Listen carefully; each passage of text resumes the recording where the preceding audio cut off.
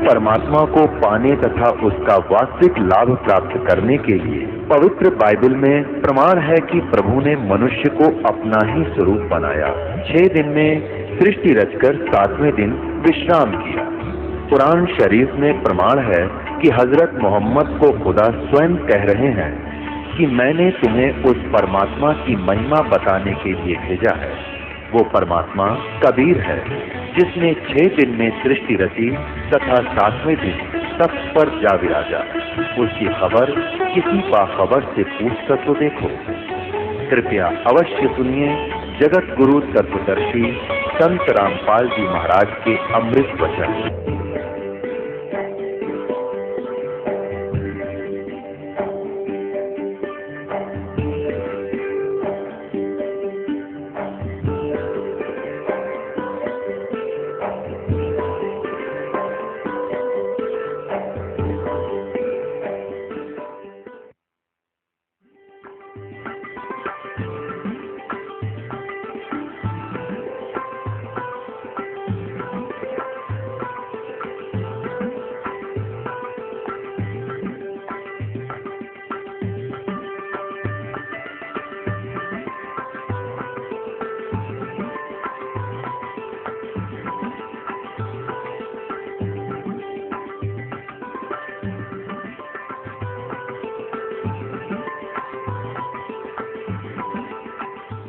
परमात्मा कहते माला तो कर में फिरे और जीव फिरे मुख माही और मंत्र तेरा कहीं और घूम रहा, ये तो सुमण नहीं। 108 मंत्र आपको बताए जाते हैं, ज्यादा भी कर सकते हो कोई बात नहीं, और किसी दिन कम भी रह जाए तो चिंतित नहीं होना चाहिए, क्योंकि परमात्मा को पता है काल ने यो एजेंट छोड़ रखा मन ताकि यो भक्ति ना करने दे तुमने। लेकिन कुछ दिनों के बाद आत्मा इस पे प्रभावित ऐवी हो जाएगी और बैठ के इस पे भजन कराया करेगी। फिर श्वास का मंत्र आ जाता है, ये मन भागता है, फिर थोड़ी देर पाछा फिर चेतन हो जाए, फिर करे, तो ऐसे करता रहे, ऐसे अभ्यास बनेगा इसका, ऐसे ही चलता है। और कुछ दिनों के बाद आपको रात्रि में भी स्वप्न में भी आपका सिमरण शुरू हो जाया करेगा, सोते सोते सोते सोते श्वास उश्वास से। और एक श्वास उश्वास की इतनी कीमत है सतनाम की, 2 अक्षर की, और तीसरे का तो कहना है कि सार नाम तो वो तो एक कब जता हुआ घना काम करते हैं। तो इतने धनी बन जाओगे आप इस भक्ति से। ये भक्ति और फिर आशा, आशा यहाँ के नहीं रखे जरा, अंत में आपकी इच्छा किसी बेटे या बेटी में, कार या कोठी में, पोते या पोती में, किसी प्रकार दोता या दोती में, किसी भी सतीथी में। मान लीजिए आप मर्द होगे और उधर से आपकी बेटी विधवा होगी, तो आपके साथ काल नहीं और एक जाल कर बेटी वही विधवा होगी जो नाम तो दूर होगी। अगर बेटी भी नाम ले रही होगी तो नहीं हो सकती उकचुक, गारंटीड बात है। और ऐसा हो जाता है तो फिर आपके मन में काल पैदा करेगा प्रेरणा, बता क्या होगा बेटी का, क्या होगा बेटी का। वह बेटी महात्मा रह जाएगी, फिर वहीं की पशु बनकर वहीं फिर हल खींच रहा होगा। एक किसान था, परमात्मा की आत्मा था, कहते हैं जो जन मेरी शरण है। पुणात्मा आप समझोगे, क्योंकि बालक नहीं बुद्धिमान समाज है आज मानो। किसी का बालक बिगड़ जाए, बेटा या बेटी, उस माता पिता से पूछ कर देखो वो कितना दुखी रहता। सपने में भी उसको ये चिंता बनी रहती है कि किस प्रकार मेरा बच्चा फिर से लाइन पकड़ गया, उसके लिए कितना दुखी होता है। और हम उस परम पिता के बच्चे, उसी के बेटा बेटी हम, और वो हमारे, हम कितने बिगड़ के यहाँ आगे इस काल का फंस गए। अभी हमारी रेल बना रहा है सबकी, ब्रांड मैट्री कर रखी यहाँ पर, ले लिए इंडिया हमने इसके साथ आकर के। लेकिन वो कहते हैं ना माता पिता बुरे नहीं हो सकते, बेटा बेटी वैसे 100 गलती कर दे। अब उसी विधान से वो हमारा पीछे फिर रहा है। परमात्मा कहते हैं कि जो जन मेरी शरण है, एक बार भी किसी युग में ये बूढ़ी आत्मा मालिक से टच होगी, कभी उसके भेजे हुए दास से कभी उपदेश ले लिया, तो फिर वो रह भी गया यहाँ पर, फिर भी मालिक उसके पीछे पीछे फिरता, कभी इसने सद्बुद्धि आ जा, किसी प्रकार फिर से ये लाइन पकड़ दे। तो ऐसा ही एक किसान था। अब उसके पास परमात्मा गए, उसे राम रमी करी, क्योंकि पिछला संस्कार जो होता है उसमें गुण होते हैं। उस किसान ने कहा, आओ महाराज, आओ बैठो, भोजन पाओ महाराज, दूध लाओ रे तेरे चाचा महाराज खातिर दूध लाओ। बहुत सेवा करी। अब परमात्मा ने कहा, भक्त कहा, चौधरी साहब कुछ भक्ति भी कराया करो। बोला जी भक्ति करा हम खूब है। क्या करते हो? शिव जी भगवान का जल चढ़ा जा और श्याम जी की पूजा करते हैं। आठम ने पूड़े तार लिया, द्वास ने खीर बना ले, और कभी कभी गंगा स्नान भी करके आते हैं। परमात्मा लगे उन्हें समझान, काफी देर तक सत्संग किया, समझाया। अब पुण्यात्मा जी काफी प्रेरित हुआ, महाराज बात तो सच्ची कहो तुम, कहा फिर उपदेश ले लो भाई। अकना अभी नहीं, अभी तो बालक छोटे छोटे हैं, इनको कुछ इनकी विवाह कर दूं और ये काम संभालने जोगे हो जाए महाराज जी, फिर पक्का नाम ले लूंगा। परमात्मा चले गए, साधु रूप में थे। बालक भी विवाह कर दिया बच्चों का, वो सारा कारोबार भी संभाल रहे हैं और पोता पोती भी हो रहे हैं। तब परमात्मा गए, तक भाई भगत अब तो आजा मेरी शरण में। ने बोला, महाराज जी तू अच्छा पीछे पड़ा, मेरे छोटे छोटे पोता पोती हैं, बच्चे खेतों में काम करें, इन बालका ने कौन खिलावेगा? नहीं मारे बालक ठीक हो जाए, पोते पोती मारे बड़े हो जा थोड़े से, फिर आना। अब वो फिर गए परमात्मा। 5-7 वर्ष के बाद बूढ़े की टिकट कटी पाई, वो मर लिया। अब क्या देखा कि वही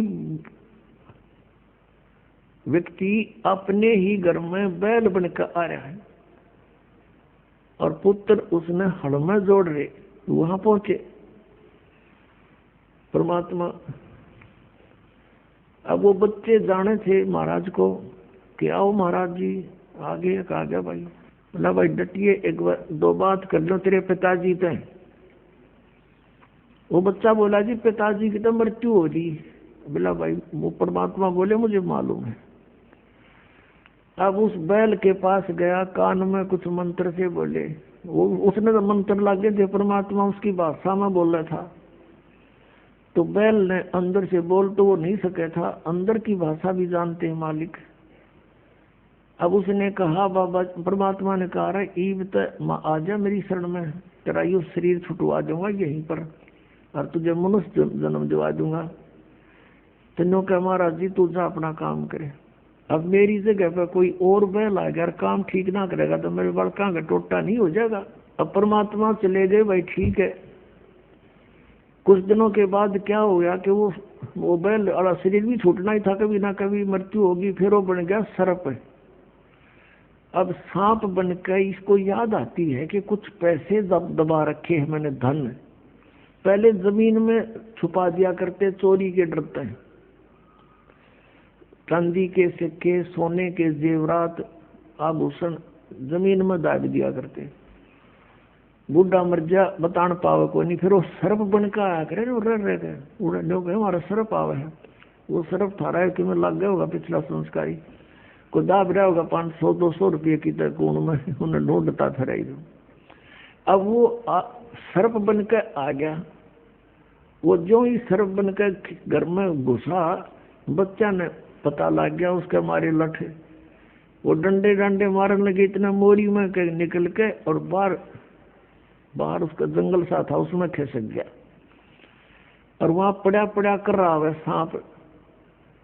अच्छे डंडे लाग रहे, उसकी सांकड़ी गई टूट। तो परमात्मा आए और वहां बैठ कर बोले, सुना भगती अब के सलाह तेरी? ने बोला, जी ले लो शरण में। ने बोला, वह शरण मत आया पर सांकड़ी तोड़वा का आया तुम। अब परमात्मा कहते हैं, जहां आसाता बासा हुई और मन कर्म वचन सुमरियो सोई। 8वें अध्याय के प्रथम मंत्र में गीता ज्ञान दाता से अर्जुन ने पूछा, कि प्रभु आपने जो 7वें अध्याय के 29वें श्लोक में जिस तत्ब्रह्म के बारे में, अध्यात्म ज्ञान के बारे में, सभी कर्मों के बारे में जो बताया है कि उसके जानने के बाद प्राणी की ओर जरा और मरण से छूटने का ही प्रयत्न करता है। जरा माने बुढ़ापा और मरण माने मृत्यु। ये बुढ़ापा सबसे बड़ा कहर है इस प्राणी के ऊपर, मनुष्य के ऊपर। अपने अपतमाओं कदे बूढ़े बूढ़े घबरा जा, अब घबराइयो ना तुम, क्योंकि ईब मालिक का नाम लिए पाछे आपको इतना सारा मिलेगा, सत्कर मान लियो, आपको पता भी नहीं चलेगा ये बुढ़ापा है या आप युवा हो। दिखने में बुढ़ापा होगा लेकिन कष्ट नहीं आने देगा दाता, और थोड़ा बहुत आता है तो तुरंत ठीक करेगा।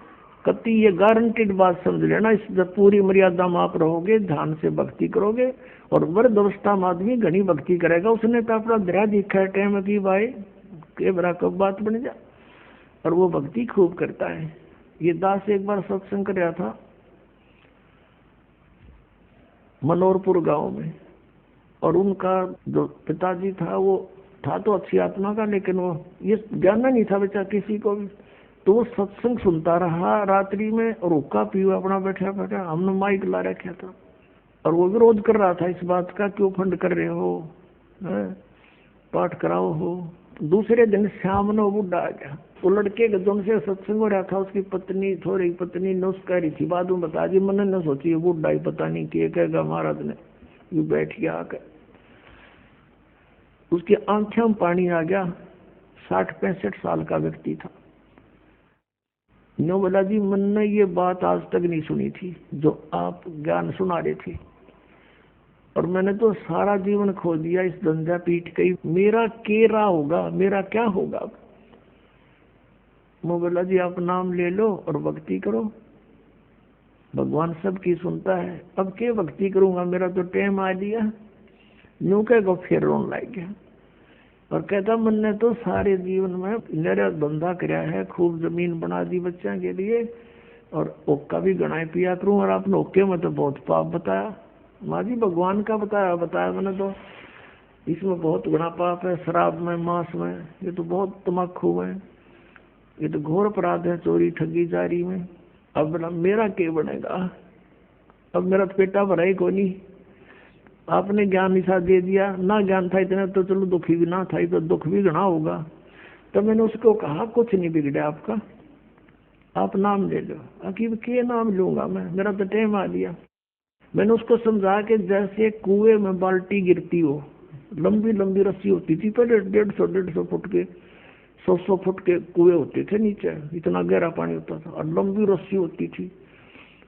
तो उसमें कहते हैं जब मान लो बाल्टी कुएं में गिरती हो, रस्सी लटकती आ रही हो, और भाग के पकड़ने की चेष्टा करे, और उसकी पूछड़ी सी भी ठा जा end of the rope, last में उसकी पूछड़ी भी ठा गई 6 इंच की भी, तो इन्हों सोच ले सब कुछ मिल गया। और जब उसने भी छोड़ दे, गई जान दे, तो वह गई फिर वो तो जा ही रही है। तो वह पूछड़ी पकड़ने के बाद पानी भी मिल रहा, बाल्टी भी आ गई, कुछ भी कौन गया। आप नाम लो, भक्ति कर, आपकी तो पूछड़ी सी रह रही है। और इस जीवन में भक्ति में पार हो जाओगे। जीवन तो थोड़ा ही भला जब सत सुमरण हो, और लाख वर्ष का जीवना कोई लेखे धरे नहीं कोई। ये सत्कर मानना, जो बालक है वो तो सोचे को नहीं मरा, ईसा स्मरण करें, थोड़ा करें, घना करें, फिर भी वो लाइन पकड़े हुए हैं, मर्यादा में है। और बुढ़ा आदमी ने सोचा जरा नहीं कट जाए, जनरा तो अपना भक्ति में ध्यान रखेगा, तो वह बात उसका करड़ी समझ में आएगी। और मैं बोला बात सुन ले, जब नियम में रहेगा, जितनी आयु चाहिएगा उतनी दे देगा परमात्मा। जो कबीर भगवान है, ये आयु बढ़ा देता भगवान की। तो जो बोला जी फिर तो नाम दे दो। मैं बोला हुक्का नहीं पियोगा, अकाज जब फोड़ दूंगा इस हुक्के ने। उसी दिन तो परित्याग कर दिया और भक्ति करी। 10 साल और जिया वो बुढ़ा, 75 साल की उम्र में आराम से मृत्यु होगी। अब भगवान किसे कहते हैं? भगवान ने इसलिए तलाश करते कि शायद दुखी प्राणी हो, और कितना पापी हो, कितना अपराध कर गया अनजानपने में, परम पिता को बुरा नहीं लगता वो बेटा अपना बेटी। अब परमात्मा कहते हैं शरण पड़े को गुरु संभाले, और जान का बालक भोला रे, कहे कबीर तुम चरण चित राखो, जो सुई में डोरा रे। अपने गुरुदेव के प्रति इतना लगाव रखो अटूट, जैसे सुई में धागा डाल दिया जाता है तो उससे दूर नहीं हो सकता, वो लटकता ही रहता है साथ के साथ। तो ऐसे आप ये मर्यादा, ऐसा लगाव अपने गुरु जी से रखना पड़ेगा। और फिर कहते हैं शरण पड़े को गुरु संभाले, जान के बालक भोला रे। जैसे अनजान बच्चा पालने में झूल रहा है, उसने टट्टी भी कर दी, पेशाब भी माए कपड़ों में कर दिया और हाथ पैर सारे खराब कर दिए। अब माँ आती है, वो देखती है कि तो सारा काम बिगाड़ रखा है, उसने बेटा या बेटी बुरा नहीं लगता, उसको पता है कि बालक से इसको पता नहीं, उनमें नवावेगी, धोएगी, कपड़े धोकर सुखावेगी, फिर उन्हें दूध पिलावेगी, सीने तो लगावेगी, प्यार करेगी। तो ऐसे ही परमात्मा को जानो तुम, सतकर मानना ये कबीर हमारा भगवान है, ये परम पूज्य परमात्मा कबीर देव ये हमारे पिता है, ये हमारी माता है, यही हमारा सच्चा साथी है। तुमेव माता च पिता, तुमेव बंधु च सखा, तुमेव विद्या च द्रविण, तुमेव सर्व मम देव देव, ये वो परमात्मा है। अब इस परमात्मा को आप आज इसे दिखाई दो, जैसा मान वो बालक टट्टी पेशाब करके पालने में पड़ा है, आपको पता है ये ज्ञान को ना, इसलिए ये बुराई कर गए, इतना पाप इकट्ठा कर लिया। अब ये सारे सने पड़े हैं अड़ंगे में, ये कर्मों से पापों से, कोई ओका पाड़ा है, कोई दारू पीवा है, कोई ताश खेला है, कोई और रिश्वतखोरी कर करके कर रहा अपना जीवन कर्म बिगाड़ दिए। तो उस परमात्मा ने बुरे नहीं लगते, वो नो दो मांझ का आपको फिर अपने सीने से लगाने योग्य कर लेगा इस सत्संग रूपी जल में दो गए। तो हमने परमात्मा कहते हैं जहाँ आशा ता बासा हुई और मन कर्म वचन सुमरिय सोई।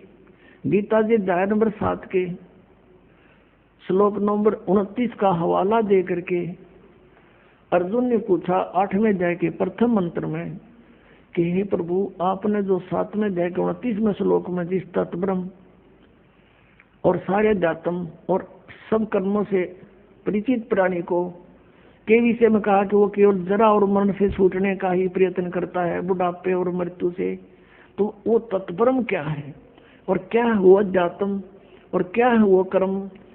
अब अध्यात्म और वो कर्म क्या है और वो तत्ब्रह्म क्या है, वैसे तो उसने फैसला ही कर रखा है कि उसके बारे में अगर कंप्लीट नॉलेज चाहिए, स्पिरिचुअल नॉलेज, चौथे अध्याय के 34वें श्लोक में, तो उन तत्वदर्शी संतों से मिलो और वो तत्व ज्ञान बताएंगे। वो तत्व ज्ञान कौन सा है? चौथे अध्याय के 32वें श्लोक में कि वो सच्चिदानंद घन ब्रह्म, ब्रह्म ने मुखे, सच्चिदानंद घन ब्रह्म ने अपने मुख से बोलकर यथार्थ रूप में वो ज्ञान विस्तार से बताया है, अनुष्ठानों का, यज्ञों का, वो तत्व ज्ञान है। उसको तत्वदर्शी संत जानते हैं, मैं नहीं जानता। फिर भी उसने कुछ हिंट दिया है 8वें अध्याय के एक मंत्र का उत्तर 8वें अध्याय के 3रे मंत्र में श्लोक में दिया गीता जी कि वो परम अक्षर ब्रह्म है। अब जहाँ आशा ताबासा हुई, परमात्मा का ये सूक्ष्म वेद का मंत्र है, जहाँ आशा ताबासा हुई और मन कर्म वचन सुमरियो सोई। अब 8वें अध्याय के 5 और 7 में, 8वें अध्याय के 6ठे श्लोक में गीता ज्ञानदाता कहता है कि एक नियम है, अंत समय में जो जिस भी इष्ट में भावित रहता है, जिस भी इष्ट की भक्ति करता हुआ और उसी में आश्रित रहता है, तो वो उसी को प्राप्त होता है। जहां आशा तहां वासा हुई और मन कर्म वचन सुमरियो सोई, ये परमात्मा बता रहे।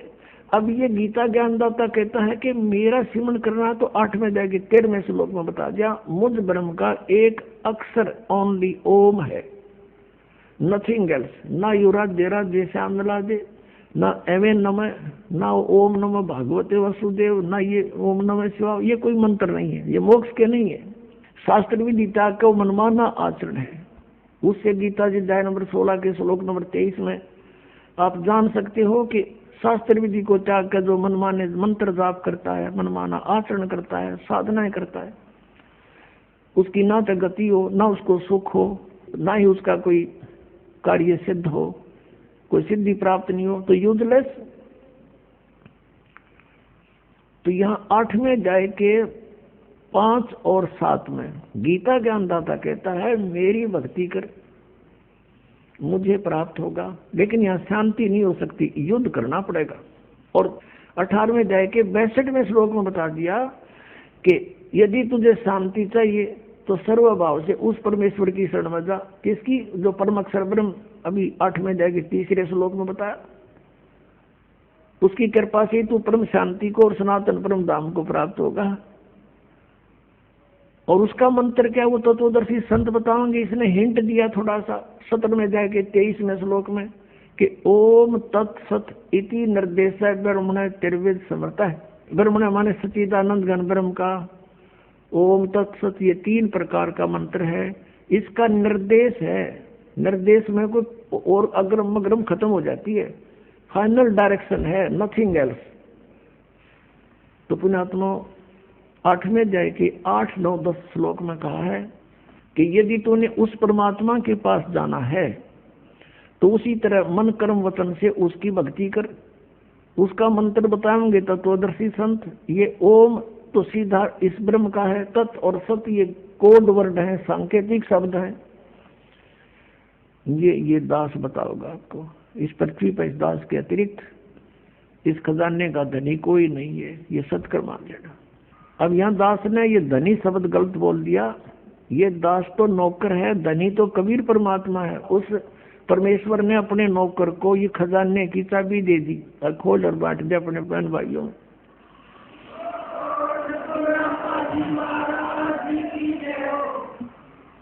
अब इसको प्राप्त करो और भक्ति। अब जैसे वहां कैसे जाया जाएगा, आशा भी वहां की हो कि नहीं, ये मन मान लो। अब जैसे कई भ्रम में पड़े रहते हैं कि भाई क्या पता वहां पर कुछ है भी कि नहीं, किसी ने बताया नहीं। तो पुण्यात्माओं, अब ये दास आपको बताने लग रहा, एक बनी 100 बतावे। और आंखों देखा जिन महापुरुषों ने उस स्थान को देखा है, वापस आकर बताया है, उनकी प्रमाण देने लग रहा। तो ये विश्वास हो जाना चाहिए। और फिर जब ये पक्का विश्वास हो जाएगा कि वहां हम सुखी होंगे, और जैसे ये राधा स्वामी और जितने भी वो पंथ से सब ये कहे हैं, वहां सतलोक में परमात्मा नहीं है। परमात्मा तो है पर उसका आकार कुछ नहीं, प्रकाश ही प्रकाश है, प्रकाश ही प्रकाश। ऐसा प्रकाश जब वहां भगवान हेल्दी से, यहाँ पर आमी से, वहां पर अनाथ हुआ, अनाथ यहाँ पर, फिर वहां क्या करेंगे? कहते हैं वहां अमर पद में जाकर आत्मा अमर आनंद लेती है और जल में मिलकर जल का रूप हो जाती है। फिर टट्टू आनंद लिया जब डूब कर मरगी जाते ही, वह आनंद क्या लेंगे? वो कहाँ लेंगे, कैसे लेंगे आनंद वो? अब ऐसा आनंद है जैसे यहाँ कोई आदमी दुखी हो जाओ, कोई कोल्ड से, कष्ट से, तो घर वाले भी नो क्या करेंगे, भगवान यू मर जाए तो सुखी हो जा। और मेरे पास हो गया सुखी, घर गधा बन गया, पता क्या सुख होया उसने। तो ऐसी थ्योरी इन पंथों वाले की है जो भगवान को निराकार प्रकाश प्रकाश बता रहे हैं और उसमें डूब के मरने की सलाह दे रहे हैं। तो क्या रुचि बनेगी वहां जाने की? बन सके किसी की? वो बनावटी बातें हैं ये, वो झुंड के झुंड इकट्ठे हो रहे हैं, क्योंकि आत्मा भगवान बना रह नहीं सकती। वो इसलिए सोच रही है शायद ये कह रहे सच ये बात होंगी, पर वहां जान की नीत किसी की कोई ना, और साधन नहीं वहां पर जाने के। तो ये साधन है, ये मंत्र है, ये सब प्रमाणित है, सब सदग्रंथों में लिखे हुए हैं, शास्त्र अनुकूल साधना है। और जिन महापुरुषों ने भगवान की भक्ति की, उन्होंने भी यही मंत्र जाप किए। तो आपको भक्ति भक्ति करना शेष रह गया, ये अग्रम अग्रम खत्म होगी, शंका खत्म होगी आपकी। और जब तक शंका समाप्त नहीं होती हम भक्ति कर ही नहीं सकते। तो इस प्रकार वहां की कति पक्की आस्था ला लो, यहाँ तो मृत्यु होगी, दोबारा जन्म हो गया तो वह बिरन माटी फिर शुरू, विवाह हो गया, रोटी रोटी की चिंता ना बनी तक, कोई बालक मर गया, कोई बच गया, और फिर बुढ़ापा, फिर मृत्यु, फिर पशु पक्षियों की योनियों में धक्के खाने पड़ेंगे। तो इस तरह सारा प्लस माइनस करके और फाइनल फैसला कर ले प्राणी, ये भगवान यहाँ जन्म ना दियो, चाहे हमने तो राष्ट्रपति बनाता हुआ हमने इसकी जरूरत है। इंद्र दाराज काग दादिष्टा ना भोगा इंद्राणी नु, ऐसी आस्था बन जाए। इंद्र का राज भी, काग का भी के। यहाँ किसी भी पद पोस्ट की इच्छा मत करना, ठीक है, कोई सर्विस कर रहा है वो तो अलग बात है, प्रमोशन हुआ तो हुआ, नहीं तो इस बात की आशा नहीं करे कि मैं बहुत बड़ा अधिकारी बनूं जब व्यापार पड़े। जहां रखे भगवान उसी तरह रहे, और अलग से किसी भी पद की ट्राई नहीं करे, किसी सरपंच की, मेंबर की, एमएलए, एमपी, चेयरमैन की, मुख्यमंत्री, मंत्री, प्रधानमंत्री की। ये आपका सबसे बड़ा शत्रु हो जाएगा। इधर झांके भी नहीं, अपना पीछा छुटवाने की सोचा पुण्यात्मा। इंद्र दा राज का गदा बेस्टा, हम तो यहाँ एक छोटे मोटे क्षेत्र में कोई मंत्री, प्रधानमंत्री बन के सोचा पता नहीं के बन गए, और अपने ही पुण्य नाश करने।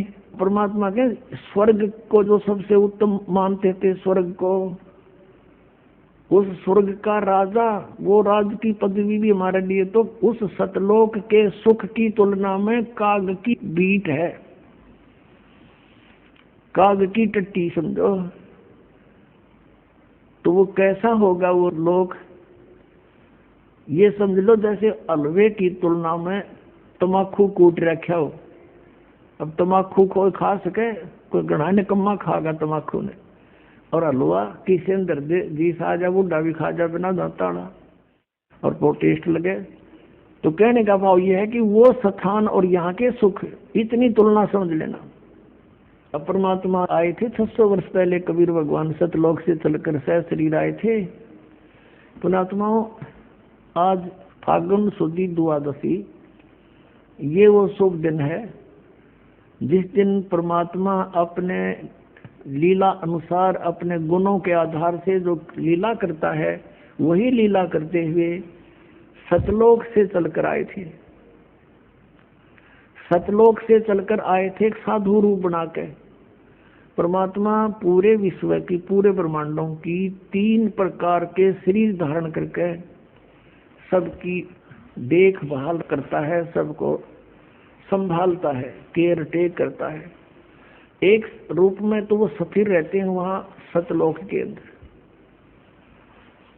उनका करोड़ सूर्य मिला दे, करोड़ चंद्रमा इतना एक रोमकूप की शोभा है। सह शरीर है, मनुष्य दृश्य है, नर आकार है।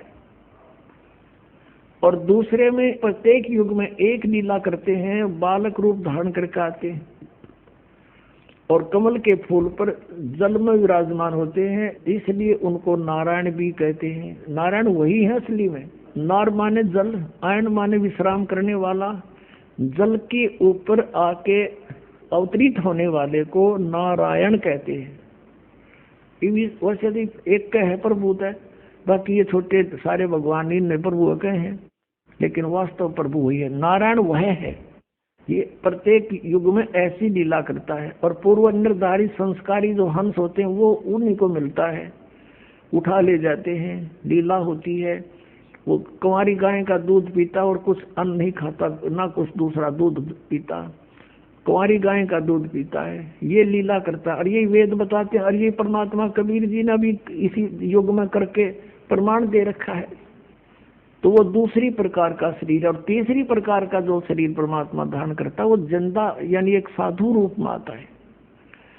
अब पहले हमने सुनने को मिलता था कि भाई किसी भगत कोई व्यक्ति राह चलता हो अतिथि रूप में, या कोई द्वार पर आ जावे, कोई वस्तु जैसे भीख मांगे, कोई वस्तु जैसे, वैसे तो सही भगत संत होगा वो रोटी मांगे, अगर बकवाद नहीं मांगता, पैसे नहीं मांगेगा, सही भगत संत होगा तो रोटी ने चाह पानी ने मना नहीं करे, कोई भी आ जाए द्वार पे, बल्कि प्रार्थना करके खुआवे। आप करके देखना ये कितना पुण्य मिलेगा आपको। तो न्यू कहा करते भाई पता नहीं भगवान किस रूप में आ जाए। तो इससे सिद्ध है कि भगवान तो था तो पहले भी साकार ही, लेकिन इन अनाड़िया ने अज्ञान सोच के आधार से सिद्ध कर दिया था भगवान निराकार है, प्रकाश ही प्रकाश है, परमात्मा का प्रकाश देखा जाता है। अरे परमात्मा बिना प्रकाश किसका देखा? सूर्य है नहीं, सूर्य का प्रकाश देखा, सूर्य बिना प्रकाश कैसा हुआ? तो हम कति बालक थे, ये ऋषि में ऋषि भी कति बालक थे, कैखे का पता नहीं था इनको अध्यात्म मार्ग का, सत्कर्म मान लियो पुणात्माओं। अब हमने जो परमात्मा को पाने के लिए जो विधि अपनानी है, वो परमात्मा तीसरी टाइप का जो शरीर बनाता है वो साधु संत का बनाता है। जिन भी महापुरुषों को मिला ऐसे ही मिले हैं। आदरणीय धर्मदास साहिब जी को मिले, जिंदा महात्मा का रूप बनाकर परमात्मा मथुरा में पहुंच गए, और मथुरा में ये लोकवेद के आधार से वो पुण्यात्मा मोक्ष के लिए उस जोड़ में नहाने जा रहा था, जिसमें कहते हैं यहाँ कृष्ण जी नहाया करते थे, स्नान करते थे। इस ब्रज की रज पे उसके चरण टिके हैं, माथे का लाओ, ये पेट भर ऐसे बहका रहे हैं। अगर वो स्थान ही मोक्ष का होता तो श्री कृष्ण जी क्यों छोड़ कर जाते? वो द्वारका में जाकर रहने लगे। वह तो द्वारका गए, उसको छोड़ के। वो था इसलिए वहां छोड़ के क्योंकि रोज लड़ाई रहा करती, कदे जरा सिंगार लठ लेकर, कदे काल्यवन आ गया सेना लेकर। तो उस भगवान ने सोचा अपना इन मूर्खा गेला क्यों मूर्ख होया और कितना न मारूं, ये तो सबकी बुद्धि भ्रष्ट हो रही है। तो एकांत में जाकर कहते राड से बाढ़ अच्छी, वहां जाकर रहने लगे थे। द्वारका में कोई समुद्र में टापू ढूंढा कोई नहीं आओगा तो अपनी सेना ने एक स्थान पर खड़ा कर देंगे। उसका एक रास्ता था, एक द्वार था, इसलिए द्वार ईका कहते हैं उसको। तो मथुरा में गए हुए थे, वहां भगवान मिले जिंदा महात्मा के रूप में। जिंदा महात्मा होता मुसलमानों के अंदर, एक काला सा ओवरकोट पहनता, घुटनों से नीचे तक का एक कच्छा और एक टोप, ऐसी वेशभूषा वाले को जिंद महात्मा कहते, जिंदा। और इसी रूप में गरीबदास साहिब जी को मिले थे। आज के दिन खेतों में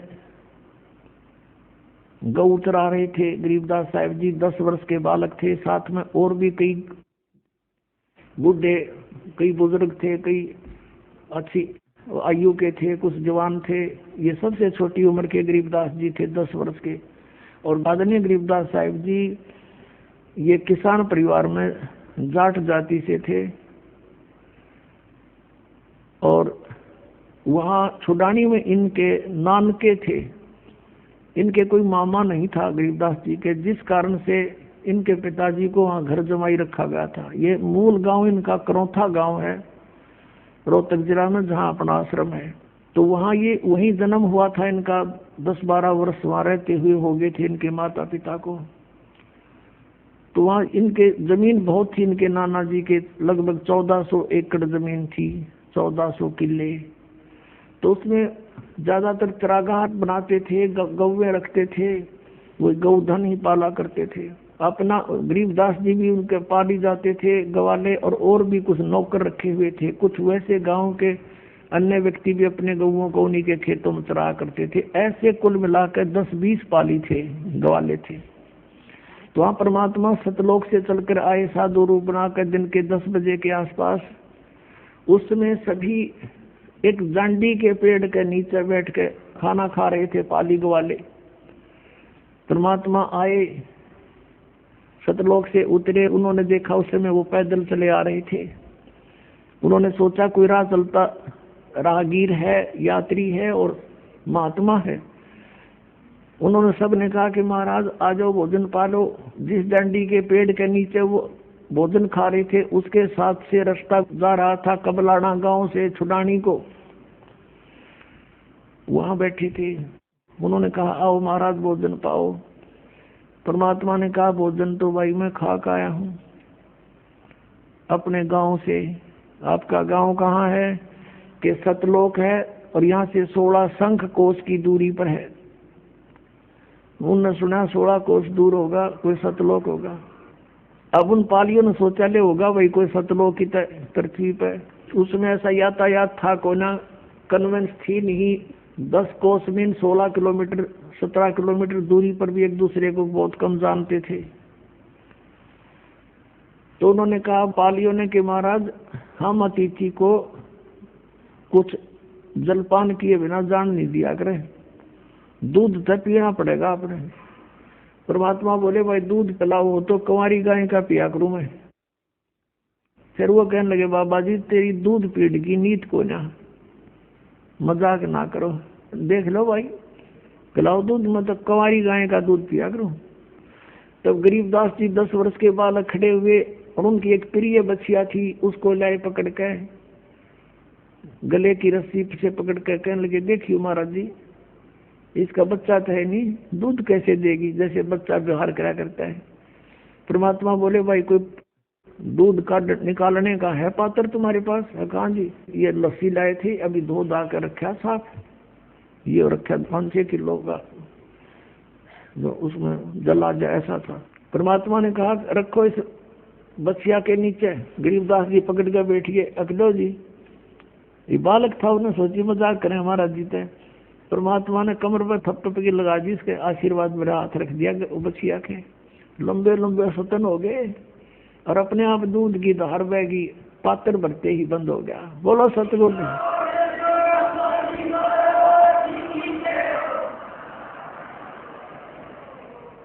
अब गरीबदास जी ने परमात्मा को दिया, कबीर परमेश्वर जी को, सतपुरुष को। कुछ परमात्मा ने पिया, फिर कहा ले भाई पा लियो, आ जाओ तुम भी पी लो। ये सतलोक से आया हुआ है, यहाँ का नहीं है। अब वो पाली बोले अब ना पियो, ये जादू तंत्र का दूध है, और तेरी के बेरा कौन सी जाति का है? तो उसने छुआ छात बहुत ज्यादा थी। अब वो तो उठ कर चले गए, कहते सकल पदार्थ है जगमा ही, कर्महीन नर पावत नाही। गरीबदास जी बोले ला मुझे दो महाराज, और पी गए गट गट। फिर अब वो तो अमृतारा सतलोक थे, वो अमृत पिए बाका आदि आत्मा वैसे ही निर्मल हो जाती है। फिर ज्ञान सुनाया परमात्मा, उनकी आत्मा को सचखंड लेकर गए, सारे ब्रह्मांड दिखाए। और उसके बाद उधर से कुछ देर के बाद पालियों ने देखा रहे वो बालक कहाँ है, बाबा जी कित गया? वो कहते हैं बाबा जी तो गया दिखे, और वो लड़का वो बैठा, लड़की का लड़का। आवाज लगाओ उसको, बुला लो, यहाँ पर अपनी सेवा करेगा, गऊओं को घेरेगा। आवाज लगाई, नहीं उठे। एक जने ने जाकर निकट से कहा अरे भगत ए गरीबू आजा, और बिल्कुल साथ जाकर उसको पकड़ के बोला अरे भगत जी खड़ा हो, समाधि लाए बैठा। अब वो लुट गया, क्योंकि आत्मा उसमें थी नहीं। सबने चिंता होगी, सारे भाग कर आए, क्या हो गया क्या हो गया? अरे लड़की का लड़का मर गया, इकलौता पुत्र, अब वह लड़की मरेगी। हाहाकार मच गया, गांव में भागे आए 2 पाली, नगर में सन्नाटा छा गया, भागे गए। माता पिता बेहोश हो गए ये सुनते ही, पुत्र की मृत्यु सुनते ही। और वो गांव के लोगों का उधर चल पड़े, निकल गए वहां से, लाए उठा करके। वहां लगे 5-4 घंटे उनको लाने ले जाने में, 7-8 शाम के समय उसका अंतिम संस्कार करने के लिए चिता पर रख दिया बालक के शरीर को। उधर से परमात्मा ने सारे ब्रह्मांड दिखा के, अपनी सतीथि से परिचित करवा के, और सारा कुछ बता दिया। जैसे जब परमात्मा दूसरे रूप में, जिंदा के रूप में साथ गए गरीबदास जी के, और ऊपर अपने ही दूसरे रूप में जो 3 सतीथि में परमात्मा क्रिया करते हैं, 3 शरीर सतीथि से, तो वहाँ सतीर सतीथि में जहाँ वो रहते हैं, उस एक बहुत बड़ा गुम्बद बना हुआ है, बहुत बड़ा, इस पूरी पृथ्वी से भी के जितना, और उसके सेंटर में मालिक विराजमान है। पृथ्वी तो ऐसे गोल है, वो ऐसे प्लेन है, ये ऐसा समझ लो। अब वहां बैठे भगवान नीचे से गए थे जिंदा के रूप में, तो परमेश्वर ने अपने ही दूसरे रूप पर चंवर करना शुरू किया। गरीबदास जी ने सोचा ये बाबा जी तो यहाँ का कोई इनका नौकर है, सेवक है, और ये बैठा भगवान तय कितना सुथरा, सारी तेजों में शरीर हो, बहुत अच्छा। इतने में क्या हुआ, वो तेजों में शरीर जिसके एक रोमकूप में करोड़ सूर्य करोड़ चंद्रमा मिला दे, वो रोशनी भी फीकी रहे, वो खड़ा हुआ, और उसके स्थान पर वो नीचे से गया हुआ जिंदा वाला शरीर रूप वहां बैठा, और वो चंवर करे, वो तेजों में शरीर खड़ा होकर के। अब गरीबदास जी देखा भी बाबा जी भी आंडी है गति, इसको पर भगवान भी इसकी सेवा करे, ये कैसे भाई? बालक था, इतने संकल्प विकल्प हो रहे थे, इतने में वो तेजों में शरीर उसमें समा गए, जिंदा वाले महात्मा के शरीर। चंवर अपने आप ऊपर सेवा कर रहा है, ऑटोमेटिक, बगैर किसी सपोर्ट के। तब परमात्मा ने कहा कि बेटा मैं असंग ब्रह्मांड का स्वामी हूं, मैं कुल का मालिक हूं, मेरा नाम कबीर है, और मैं काशी में 120 वर्ष रहा और अपना ज्ञान प्रचार किया, लेकिन मेरे ही बच्चों को काल ने अपने पाड़े में खड़ा कर रखा है। किसी को तो ब्राह्मण बना दिया, किसी को मुल्ला काजी बना दिया है, और किसी को ऋषि मंडलेश्वर झूठे पद दे के ये मेरे दुश्मन बना दिए बेटा, मेरे ही बच्चों को। और फिर गरीबदास जी ने कहा महाराज जी मैंने यही रख लो, क्योंकि मालिक ने बताया कोट जन्म तन भ्रमत हो गए, कुछ नहीं हाथ लगा रही, सारी सृष्टि रचना सुनाई, और तुम यहाँ रहा करते। देखो गरीबदास ये सारे मकान खाली पड़े, वो जितने वहाँ धक्के खाते अंडे एक एक झोपड़ी में गुजारा कर रहे हैं, और यहाँ इनके ये सब मकान खाली पड़े हैं। तब गरीबदास जी ने कहा परमात्मा मुझे यही रख लो, मुझे ना भेजो, यह तो बड़ा आनंद है, बड़े ठाठ हैं सारे।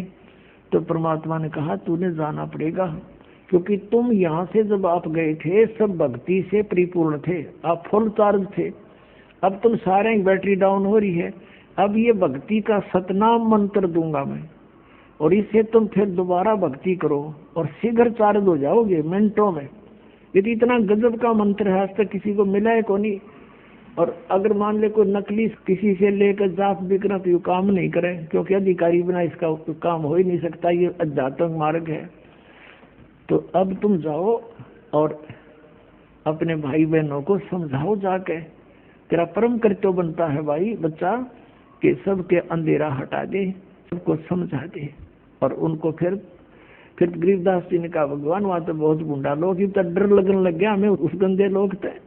अब वहां जाने के बाद अपने माता पिता भाई बहन आने वाले पुत्र पुत्रियां उन सब का ज्ञान होता है कि ये कैसे हमारे साथ जुड़े हैं। कभी कोई कुछ था, कभी मैंने उसका ऐसा लिया था, उसका देने आ रहा है, वो सारा ज्ञान हो जाता। तब यहाँ रुचि ना बनती आत्मा की। बहुत कुछ कहा गरीबदास ने कि भगवान वहां तो कभी सारा झूठा जुगाड़ है, रख लो मेरे दाता। परमात्मा ने कहा बेटा ऐसे नहीं रखा जा सकता, आप जाओ स्वयं भी भक्ति करो। ये भगवान वहाँ भक्ति काल हमें कर नहीं देगा, ये तो बैठा देख कसाई वहां से दिखे नहीं आ रहा। 1 लाख मानुष शरीरधारी प्राणियों को नित खाता है, और यहाँ पर सबकी रेल बना रखी है, 1 मिनट की फुर्सत नहीं, एक पेट के लिए सारा दिन धक्के खा के करोड़ों पाप करके इंसान शाम को विश्राम करता है। तो परमात्मा ने कहा बेटा यू ऐसा मंत्र दे दिया, जब ही सतनाम हृदय धरो भयो पाप को नाश, जैसे चिंगारी अग्नि की बेटा पड़े पुराने घास, तो ढेर सारा घास हो। अब कितने पाप हो लिए तुम्हारे अनजानपने में, आगे ना करियो, जो जानबूझ के गलती करे वो तो फिर पिटाया करे। और फिर ऐसा मंत्र है जो आग लगा देगा, सारे संचित कर्मा का भी नाश करेगा, प्रारब्ध वालों का भी करेगा बेटा, और भविष्य में आप करोगे नहीं। और जैसे आपके कर्तव्य कर्म में, आपके प्रतिदिन के कर्म में जो पाप होते हैं वो आप पर लागू नहीं होंगे। और फिर ये मंत्र दे दिया, ये साथ के साथ साबुन और पानी का काम करेगा, जल का। जैसे कपड़ा डेली पहनते हो मैला हो जाता है, साबुन और जल से साफ करो वैसा ही फिर हो जाएगा। तो ये साधनाएं आपको ऐसी दी जाएंगी, आपका यो आत्मा निर्मल बना रहेगा और पिछले मैल उतर जाएंगे। आगे इसने रोज धोइयो, साधना करते रहना।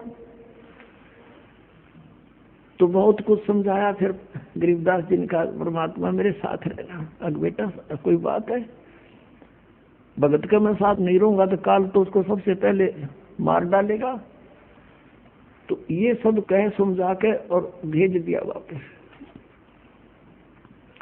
उधर से चिता पर रखा हुआ था अंतिम संस्कार करने के लिए। जो ही परमात्मा ने आत्मा को दोबारा प्रवेश किया, वो बंधन जो ऊपर बांध रखे थे वो अपने आप टूट गए। हलचल हुई शरीर में, खड़ा हुआ, और जो देखा हुआ था वो लोग, वो वाणी मालिक ने गरीबदास जी के हृदय में अपना वो ज्ञान दोबारा फीड कर दिया। क्योंकि दाता को पता था कि काल के दूत मेरे मार्ग में आएंगे, मेरे ज्ञान को कुछ बिगाड़ देंगे, कबीर सागर वाले को।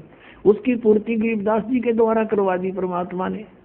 और कबीर सागर में लिख रखा है कि 12वां पंथ आओगा तो गरीबदास जी का संवत 1774 में मेरी वाणी फिर प्रकट होएगी, मेरी महिमा।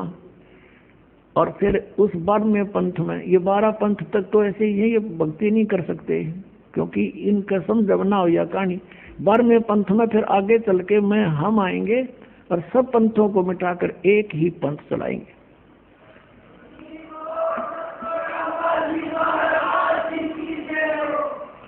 तो उसी आधार से गरीबदास साहिब जी के अंदर उन्होंने अपना यथार्थ ज्ञान दोबारा फीड किया। उन्होंने वो वाणी बोली और एक गोपाल दास नाम के दादूपंथी एक भक्त ने, एक साधु ने वो लिपिबद्ध की, वो जो आज हमारे पास उपलब्ध है। अपने आत्माओं परमात्मा आए थे 600 वर्ष पहले।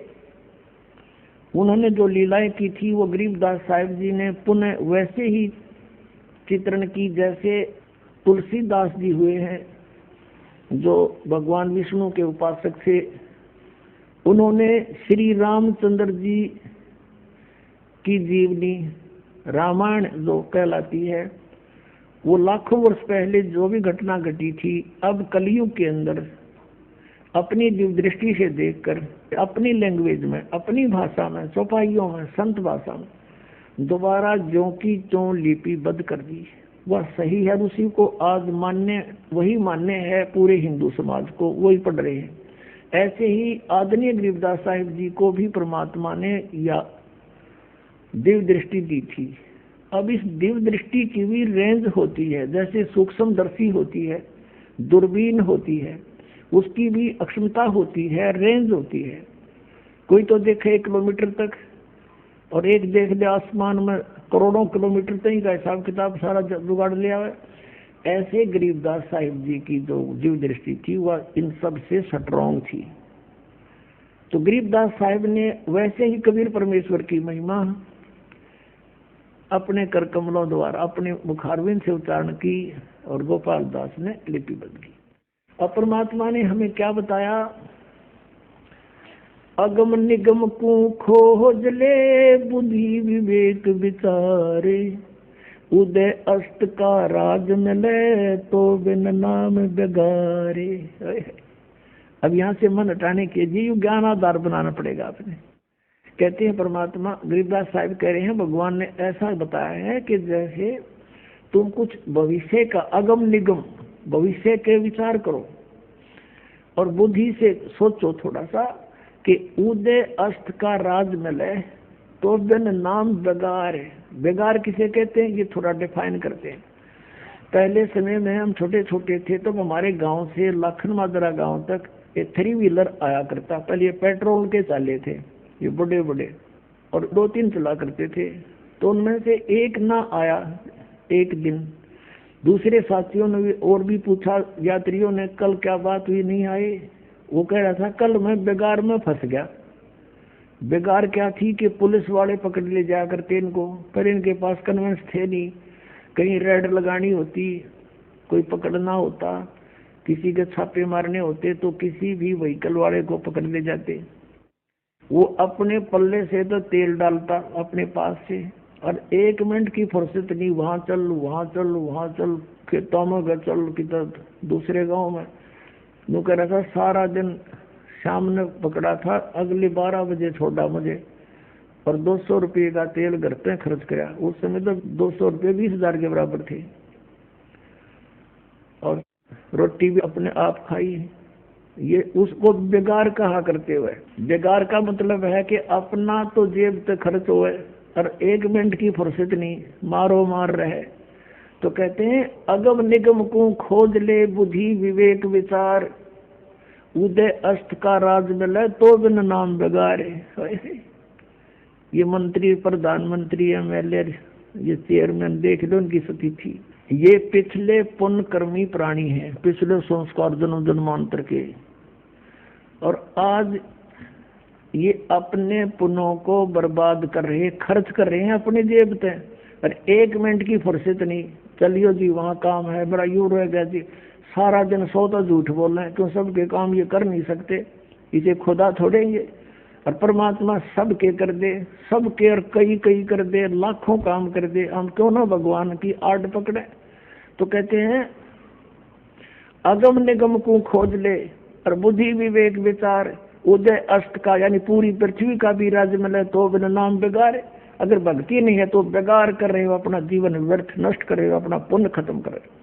अब 600 वर्ष पहले परमात्मा आए थे इसी उद्देश्य से, जैसा वो आया करते हैं, जैसी लीला किया करते हैं। उस समय हिंदू और मुसलमानों को दोनों को समझाया करते थे। काजियों को और मुल्लाओं को कहते थे कि तुम यथार्थता से परिचित नहीं हो, आप जी अपनी कुरान से भी परिचित नहीं हो। और हिंदुओं के गुरु ऋषि महर्षि मंडलेश्वर ब्राह्मणों को कहा करते थे कि तुम लोक वेद सुना रहे हो, तुम भ्रमित कर रहे हो, शास्त्र साधना करवा रहे हो, इनका जीवन नाश कर रहे हो, तुम इनको भूत को जुआ कर भूत बनवा रहे हो, तुम अपने ग्रंथों से भी आप परिचित नहीं हो। पुणात्माओं, जैसे मुसलमानों को ये अपना भ्रम है कि हम सही साधना कर रहे हैं, और वो हिंदुओं को मुसलमान जबरदस्ती भी बनाया करते थे, ज्ञान से भी कोशिश करते थे किसी तरह ये हमारे मार्ग को स्वीकार करें, हमारा श्रेष्ठ मार्ग है। और ये सोचा करते थे कि ये अन्य देवताओं की पूजा करते हैं, अन्य फरिश्तों की, और इनको इनसे कुछ लाभ नहीं होना, और हम जो साधना करते हैं वो भगवान की करते हैं, अल्लाह की, और उसकी साधना से सभी सुख होते हैं। इस उद्देश्य से मुसलमान बनाना शुरू किया था कि इनका कल्याण हो जाएगा। अब पुण्यात्माओं, अब कुरान शरीफ के अंदर सूरत फुरकानी है, उसका नंबर 25 है, और आयत नंबर 52 से लेकर 59 में जिस अल्लाह ने कुरान शरीफ का ज्ञान दिया वो मुसलमानों का गॉड है, वो उनका अल्लाह है, उनका परमात्मा है। और वो कह रहा है किसको? हजरत मोहम्मद को, कि हे मोहम्मद, हे नबी, तू इन काफिरों का कहा ना मानना। काफिर कौन? जो कबीर परमात्मा को नहीं मानते, वो कबीर परमात्मा को नहीं मानते। और मैं तुझे इन कुरान शरीफ के अंदर जो गाइडलाइन दे रहा हूँ, हिदायत दे रहा हूँ, इनको तू पक्का मानना और इनके साथ संघर्ष करना। कबीर के लिए कबीर इज गॉड, अल्लाहू अकबर। जिहाद का मतलब लट्ठम लट्ठा होना नहीं। तू इनकी बात मत मानना, से ये तूने परेशान करें या ये ना मानने पर तू मत मानना इनकी बातों को, ऐसे संघर्ष करना। और कबीर परमात्मा है ये मानते नहीं, तो इनकी बातों में मत आना। और ये कबीर वही है परमात्मा जिसने सारे ब्रह्मांडों की रचना की है, और ये पाप नाशक है, अपने बंदों के गुनाहों को खूब अच्छी तरह समझता है और उनके पाप नाश करता है। और ये परमात्मा वही है जिसने 6 दिन में सृष्टि रची और 7वां दिन तख्त पर जा बैठा। और उसकी खबर किसी बाखबर से पूछ देखो। कुरान शरीफ सूरत फुरकानी 25 और आयत नंबर ये 59 में लिखा है कि वो परमात्मा 6 दिन में सृष्टि रच कर कबीर, और वो तख्त पर विराजमान हो गया। वो अल्लाह अकबर है, वो अल्लाह कबीर है। उसकी खबर किसी बाखबर से पूछो। जैसे श्रीमद् भगवद गीता अध्याय नंबर 4 के श्लोक 34 में कहा है, गीता ज्ञानदाता भी वही है, कुरान शरीफ का ज्ञानदाता भी वही है। वो अर्जुन को कह रहा है कि अर्जुन, तू उस तत्व ज्ञान को जो भगवान ने स्वयं आकर ज्ञान दिया है, वो तत्व ज्ञान है, उसको किसी तत्वदर्शी संतों के पास जाकर समझ, मैं नहीं जानता। और यही कुरान शरीफ बोलने वाला मुसलमानों वाला अल्लाह कह रहा है कि उस कबीर नामक अल्लाह की, उस अल्लाह अकबर की खबर किसी बाखबर से पूछ देखो। तो इसका मतलब है कुरान शरीफ का ज्ञान देने वाला अल्लाह भी उससे बेखबर है, उसका खबर नहीं है उसको। तो वो कंप्लीट नॉलेज कैसे होगा? जो मुसलमान ये सोचा करते हैं हमारा सुप्रीम साधना है, तो अब है ये सबकी सुप्रीम साधना जो दास आपको बता रहा है, और इसके करने से सबका मोक्ष होगा। उस समय इन बातों का दुख माना किसने? उन नकली गुरुओं, काजी और मुल्लाओं ने और ब्राह्मणों ने। परमात्मा उनको समझाया करते थे, सभी को अलग अलग से बताते थे, समझाते थे। क्या कहा करते थे कि नबी मोहम्मद नमस्कार है, राम रसूल कहाया, 1,80,000 को सौगंध जिन नहीं कर्ज चलाया।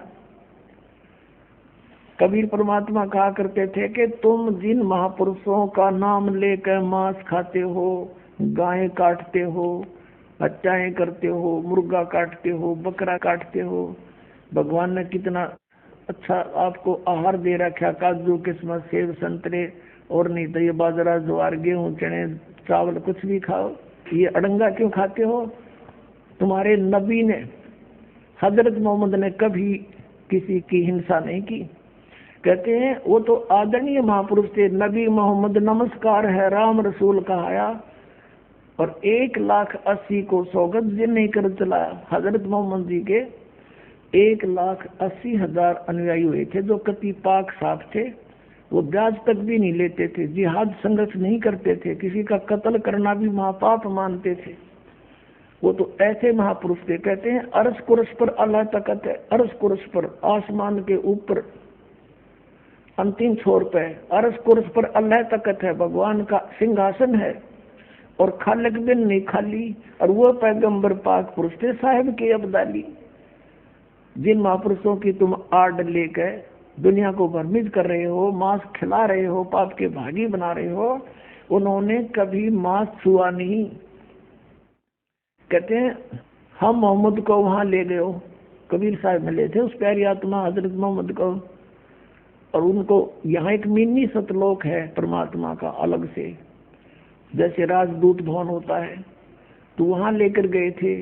तो वहां इसलिए रखते हैं जैसे जो आत्मा है यहाँ से ले गए वहां रख ली, अरे भी ये आ गया भक्ति युग, अब उसको जन्म दे देते हैं परमात्मा। अब ये छोटे छोटे बच्चे आने लग रहे, बहुत पुण्यकर्मी प्राणी जिनका आंखें आड़ा खुला आकर के, ये हमसे हो परमात्मा ने स्टॉक रखा यहाँ पर इस युग के लिए, इस समय के लिए।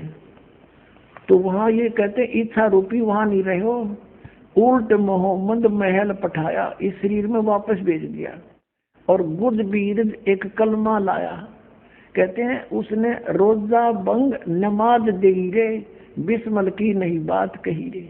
बताओ, उन्होंने वो ऊपर से जो आदेश लेकर आया था हजरत मोहम्मद, उसमें बिस्मल यानी गाय को काटना, मुर्गे को काटना, बकरे को काटना, इसको बिस्मल बोलते हैं। ये कहते हैं रोजा बंग और नमाज बताई थी उसने।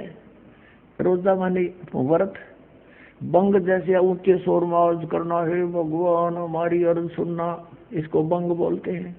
और 5 वक्त की नमाज। कहते सिर्फ इतना आदेश था हजरत मोहम्मद का, ये मांस खाने का नहीं था।